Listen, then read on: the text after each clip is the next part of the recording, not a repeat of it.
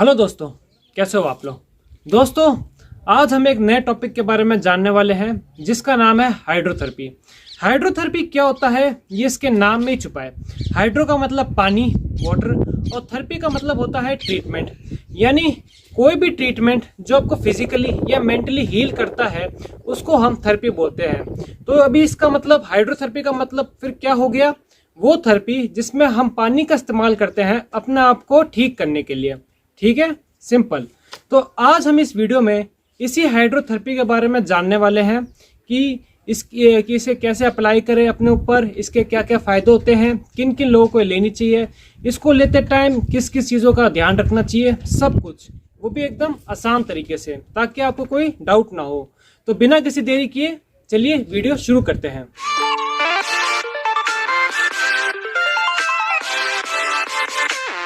तो दोस्तों, सबसे पहले हम ये जानते हैं कि हम हाइड्रोथेरेपी को अपने ऊपर अप्लाई कैसे करें, यानी कि उसे यूज़ कैसे करें। तो देखिए, हाइड्रोथेरेपी में मेनली किस चीज़ का यूज़ किया जाता है, पानी का। तो पानी का यूज़ या तो आप पी के कर सकते हो या फिर एक्सटर्नली पानी के अंदर रह के आप पानी की प्रॉपर्टीज़ अपने ऊपर ले सकते हो। तो पानी पीने के क्या क्या फ़ायदे होते हैं ये हम सब लोग जानते हैं और हम सब लोग पीते भी हैं। लेकिन आज इस वीडियो में हम जानने वाले हैं कि अगर आप पानी के अंदर रहते हो कम से कम आधे घंटे के लिए, और हाइड्रोथेरेपी में मेनली यही होता है कि हम पेशेंट को आधे घंटे के लिए उसकी पूरी बॉडी को पानी के अंदर रखते हैं ताकि पानी अपने बेनिफिट्स और प्रॉपर्टीज़ उस पेशेंट को दे सके एक्सटर्नली। तो अभी तो आप समझ ही गए होंगे कि अगर आपको हाइड्रोथेरेपी लेनी है तब आपको पानी के अंदर रहना पड़ेगा जितनी देर आप रह सकते हो, वो भी ज़्यादा से ज़्यादा पानी के अंदर। तो ऐसी कौन सी चीज़ है जहाँ पर आपको बिल्कुल पानी की कमी ना हो और आप जितनी देर चाहे उतनी देर पानी के अंदर आप रह सकते हो। तो सबके दिमाग में सिंपल सा आंसर आ गया होगा, वो है स्विमिंग पूल। हाँ, और ज़्यादातर जो फिजियोथेरेपिस्ट होते हैं वो पेशेंट को स्विमिंग पूल के अंदर ही एक्टिविटीज़ कराते हैं हाइड्रोथेरेपी की। क्यों?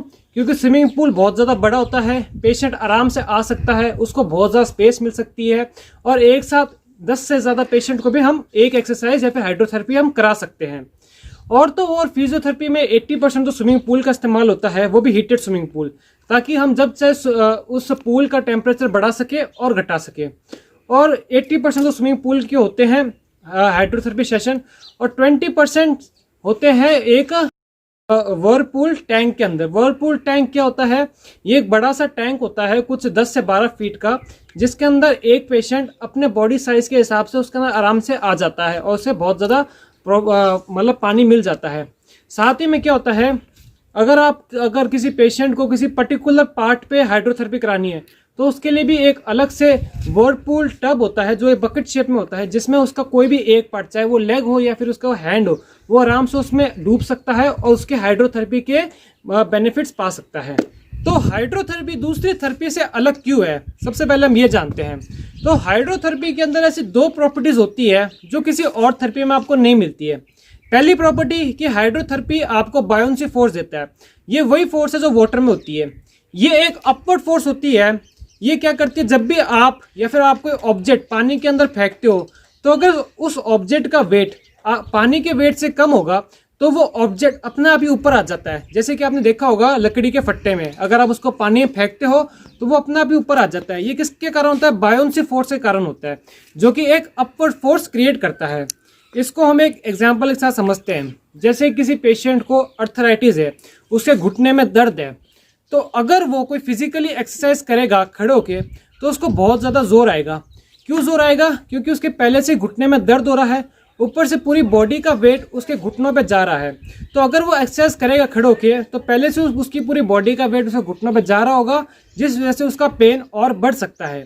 लेकिन अगर वही पेशेंट पानी के अंदर एक्सरसाइज करता है तो उससे क्या होता है, पानी अपवर्ड फोर्स क्रिएट करती है, जिससे उसकी जो बॉडी होती है उसका मैक्सिमम वेट ऊपर चल जाता है, जिस कारण घुटनों पे कम से कम वजन आता है आपकी बॉडी का, और आप आराम से कोई भी नी की एक्सरसाइज कर सकते हो एकदम कंफर्टेबली बिना। अगली जो इंपॉर्टेंट प्रॉपर्टी है पानी की, जो किसी दूसरी थेरेपी में नहीं मिलती है, वो है हाइड्रोस्टेटिक प्रेशर। हाइड्रोस्टेटिक प्रेशर क्या होता है? जब भी आप पानी के अंदर जाते हो तब क्या करती है, पानी आपको हर डायरेक्शन से फोर्स अप्लाई करती है। ये चीज़ आपने महसूस करी होगी। जब भी आप पानी में जैसे आप चलते हो तब आपको बहुत दिक्कत आती है एक कदम भी आगे रखने में। क्यों? क्योंकि जो पानी होता है वो पूरा फोर्स लगाता है आपके उस वॉकिंग को रोकने के लिए, जिसको हम कहते हैं हाइड्रोस्टेटिक प्रेशर। तो दोस्तों अभी हम जानते हैं कि हाइड्रोथेरेपी के क्या क्या बेनिफिट्स हैं जो आपकी बॉडी को मिलते हैं। तो देखिए, हाइड्रोथेरेपी में मेनली हम 2 वाटर का इस्तेमाल करते हैं, हॉट वाटर और कोल्ड वाटर। कोल्ड वाटर उनको दिया जाता है जिनको अभी अभी पेन शुरू हुआ है, यानी कि अभी अभी उनकी स्वेलिंग शुरू हुई है, यानी कोई भी चीज़ जो 1-2 दिन में उनके बॉडी में हुई है, जैसे स्वेलिंग आना या फिर चोट लगना या फिर कोई भी चीज़। और हॉट वाटर उनको दिया जाता है जिनके कोई भी प्रॉब्लम है, चाहे वो बैक पेन हो, अर्थराइटिस हो, कोई भी मतलब सूजन हो, लेकिन वो काफ़ी टाइम पुरानी की है, 1-2 महीने से ज़्यादा हो चुका है। तो जो भी चीज़ काफ़ी टाइम से हो रही है आपको, यानी कि 1-2 महीने से ज़्यादा हो गए उस प्रॉब्लम को, तो उस चीज़ के लिए हम हाइड्रोथेरेपी के अंदर हॉट वाटर का इस्तेमाल करेंगे। तो अभी इसके हम आगे जानते हैं इसके और क्या क्या बेनिफिट्स हैं। जैसे कि सबसे पहले जानते हैं मसल्स के क्या क्या फ़ायदे होंगे। अगर आप हॉट वाटर का इस्तेमाल करते हो तो वो आपके मसल्स के अंदर ब्लड फ्लो बढ़ाएगा, आपके मसल्स को स्ट्रेंथनिंग देगा। कैसे? क्योंकि जैसे कि मैंने आपको पहले बताया कि वाटर हमको हाइड्रोस्टेटिक प्रेशर देता है। तो आप कोई भी मसल्स की एक्सरसाइज करोगे तब आपको बहुत ज़्यादा जोर आएगा, और जितना ज़्यादा आपको जोर आएगा आपकी मसल्स भी उतनी ज़्यादा एक्टिव होगी और उतना ज़्यादा फोर्स लगाएगी उस एक्सरसाइज को करने के लिए, और उतनी ज़्यादा आपकी मसल्स बिल्डअप होगी। तो दूसरा फ़ायदा है कि मसल्स को ये स्ट्रेंथ करती है। तीसरा फ़ायदा कि अगर आपके मसल्स में कोई भी स्वेलिंग है, पेन है, तो ये उसको रिड्यूस करती है। फिर इसके बाद हम आते हैं कि हाइड्रोथेरेपी आपके रेस्पिरेटरी सिस्टम को कैसे इफेक्ट करती है। देखिए, अगर आप मतलब आपने ये चीज़ महसूस करी होगी कि पानी के अंदर जाते ही आप लंबी लंबी सांसें लेने लग जाते हो, मतलब कि सांसें लेने लग जाते हो काफ़ी तेज़ी से। और जितनी तेज़ी से आप सांसें लोगे उतनी ज़्यादा आपकी हार्ट रेट बढ़ेगी, जितनी ज़्यादा आपकी हार्ट रेट बढ़ेगी उतनी ज़्यादा आपका ब्लड फ्लो बढ़ेगा आपकी बॉडी का। साथ में क्या होता है, जो होता है हाइड्रोस्टेटिक प्रेशर के कारण आपके लंग्स को पानी हर जगह से फोर्स देता है, और आपको अपने लंग्स एक्सपैंड करने के लिए और ज़्यादा फोर्स लगाना पड़ता है। और जितनी ज़्यादा फोर्स लगाओगे आपकी लंग्स की कैपेबिलिटी उतनी ज़्यादा बढ़ेगी और उतनी ज़्यादा आपकी लंग्स लंबी सांस ले पाएगी। ठीक है, जिस कारण आपकी लंग्स की प्रॉब्लम भी खत्म हो जाती है। डॉक्टर ने ये भी रिकमेंड किया है कि जिन लोगों को अस्थमा है उन लोगों को हाइड्रोथेरेपी ज़रूर लेनी चाहिए। क्यों? क्योंकि हाइड्रोथेरेपी से उनकी एक तो लंग्स एक्सपैंड होती है, साथ में जो हाइड्रोथेरेपी के कारण उनके लंग्स के अंदर मॉइस्चर जाता है।